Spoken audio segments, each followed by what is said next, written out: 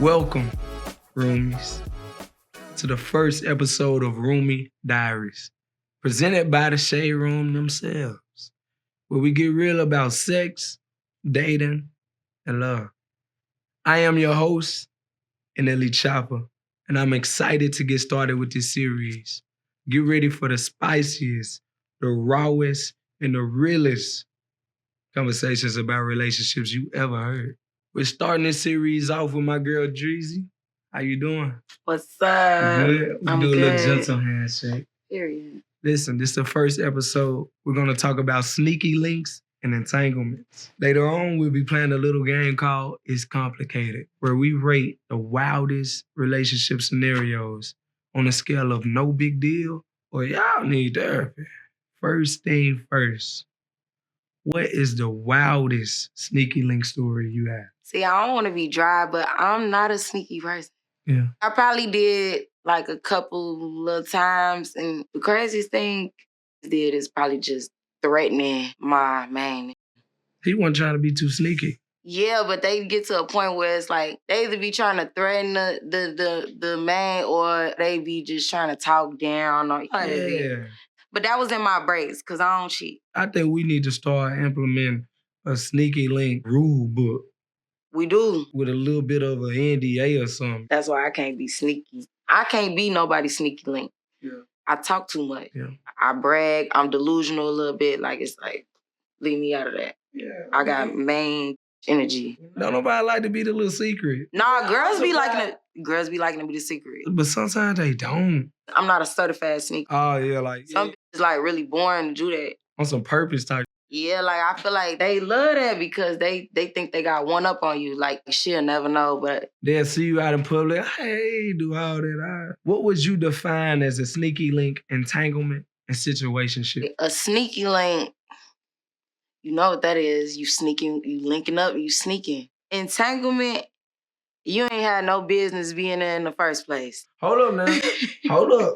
Entanglement, according to Jada and Will was cool with it. I don't think Will was cool with that. Okay, he wasn't cool with it, but he was very much aware of it. And I feel like it was a conversation had to where he was like, listen here, Black Queen, do what the hell you want to do. You think so? I think it came to a point to where it was brought to an attention and then he signed off and okayed it. I think what happened was it came up, he ended up finding out, and they ended up having like an honest conversation about it. What about a situationship? Oh, I didn't even finish. Entanglement, you tangled. Yeah. We need to get up out of this, but we don't know how to. Yeah. Situationships is like, how do we get here? Like, and where are we? Y'all just doing shit. We ain't with really. no title. I love situationships because I feel like they ain't got to do with you being sneaky nor being entangled with someone. A situationship can just be like, you on some free shit. You just doing your thing, you know, you just got a little situation here. You know what's the problem? A nigga will sit in a situationship for years. Be in situationships engaged. Yeah. No cap. Do you require for your sexual partners to get tested? I usually don't tend to go after dirty that I feel would be Deserving. You know. Then again, I've been in a relationship for a little minute. So now that I'm single and I'm getting back on these, I probably would. It depends. Some guys you could just tell how they move and how they even move with you. And I appreciate guys that absolutely need a condom. Pull it out first type shit. Yeah, I think that's so nasty when motherfuckers just be like, fuck it. I think it's nasty if they be like, fuck it, more times than they don't say fuck it. I think every time if it ain't your girl, you need to be strapped up. Before we slightly move on, I am moving into a space to where I know who brings me peace and I know who don't. And I'm also in a good space of like, okay, this ain't bringing me peace. And it's like I'm evolving. I'm transitioning more and more towards another space. And I feel like I'm transitioning faster than a lot of other males do. I see it. I ain't gonna lie, like. Don't get me wrong, you gonna hear some out my mouth. But like I be trying to be a little comical, but in real life, like I look in the mirror. Like I look in the mirror more than I feel a lot of males do. And that's when I say I'm my old soul, because I feel like I know 30 and 40 that's still doing what I'm doing, but way worse. Yeah. What are some things you wish you knew about casual relationships in dating that you hope to teach your kids? This is a great one. Because I feel like this is where all of this even starts with. The first couple things that come to mind is, I know people always say it like, pay attention to red flags, but dead ass pay attention to red flags. I feel like what you sign up for in the beginning is what you're gonna deal with. And a lot of people be signing up for because they be delusional in the beginning and they be blinded. And when they look up 10 years later and they going through that times 10, it's like, you seen them signs in the beginning. And that's the karma. That's where karma comes in. I don't be want to say karma because sometimes we be knowing, but it's like, we don't mean no harm. You know what I'm saying? Like, why karma gotta come through like a Rico? Like I was intentionally just trying to, I'm trying to find love. Damn, why I gotta get karma for trying to be vulnerable? First and foremost, karma is a beautiful thing. It is. I feel like with every situation, relations I've had, whatever hurt a woman is holding within is only a reflection of promises I haven't met. I take accountability enough to say, like, you are only a reflection of me. At the same point, that is my karma. It's like not a thing of the nature to where God like, oh, I'm gonna cut your big toe off because you did this. It's more so like, now you have to live with this, or you have to be reminded of this. And I feel like what shows my growth is how I'd handle my next situation. So like once I look at it, I be like, my first one was terrible. My second one was bad. My third one is okay. My fourth is good. So I'm clocking my growth, and I'm like, if no one else sees it, I see it with the Most High.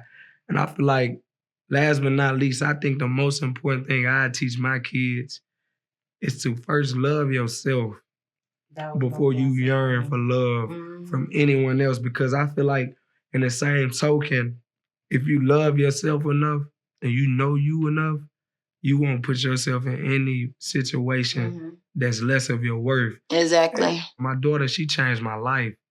But I'm gonna let her know, like, we ain't doing fairy tales. Don't expect a big picket fence. Don't expect a man that's never gonna cheat on you. Don't expect a man that just has it all figured out, because at the end of the day, I feel like we all humans and we learn every day. Every day. And you have to be able to love yourself and accept others for who they are. And if they don't want to grow, you cannot fault that person for it. You can only fault you because you stepped to the table the same way he stepped to it. That was gonna be my last point. Yeah, love yourself, because I do think, especially us as like Black people, we don't pay attention to like how much we done grew up in, and we think it's normal, and it's not normal. I think the number one thing, even going into like just being an adult, is to relearn yourself and re-love yourself. Get therapy. Black people, we need it the most. Just learning self-love, because I think we love based off of what we experience, and 9 times out of 10 is fucked up. Like, even with me, I love my mama, I love my daddy. Like, I got the best parents I could ever ask for. But still, what I went through when I was growing up, I thought it was okay to do stuff like that. Like, that I seen my mama with, I thought it was okay to call her. I thought it was okay to talk crazy, you swing. Like, and then I get older and older, and I'm just like, dang, this all I knew growing up, but that ain't it. Like, we supposed to have peace. Like, we, you know what I'm saying? It's cute at first. It seemed like it's cute, but it's like, why am I busting your windows? Like, why we doing?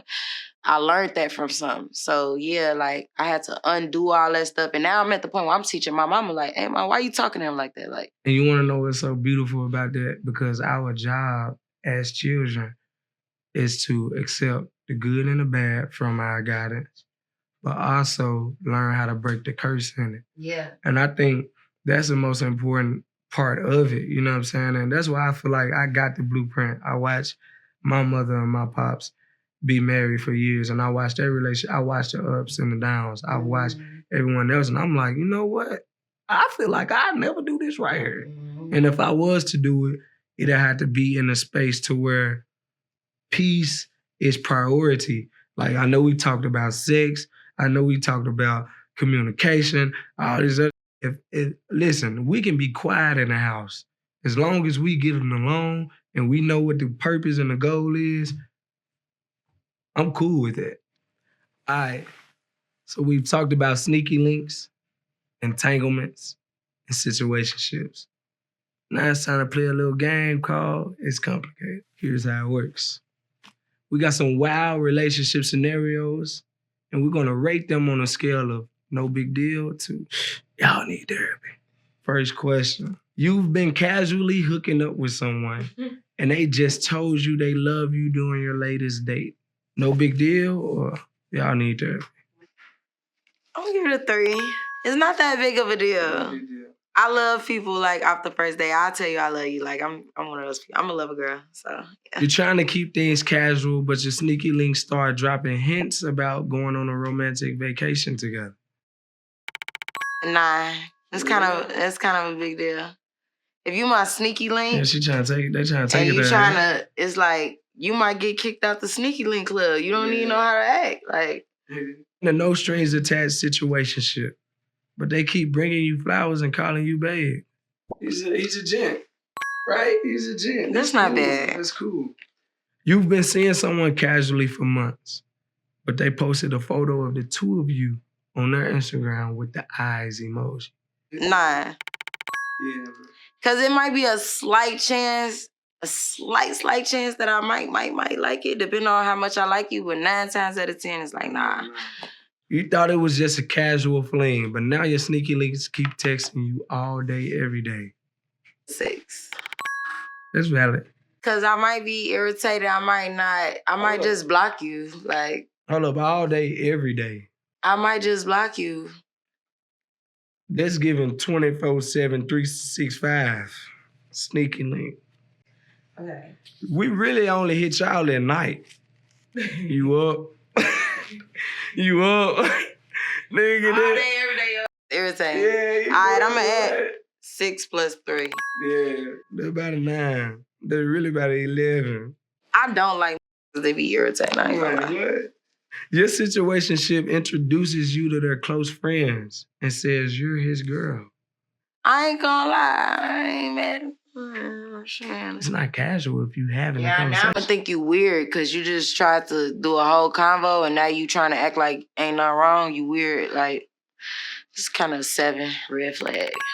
You were keeping things casual, but now your sneaky link has started talking about future plans and where they see your relationship in 6 months. Sneaky link? Sneaky link. Yeah, that's 8. My homeboy said he woke up, he was just trying to hit this girl, and he woke up and like she was making breakfast and like packing his bags and like doing all this stuff. And when he was finna leave, she just was like got on some crazy.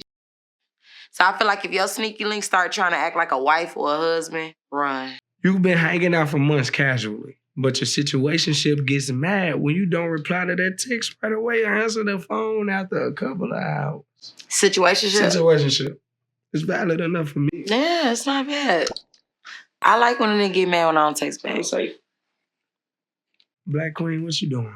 Yeah, make me pay attention. Your situationship asks if you want to spend Valentine's Day together.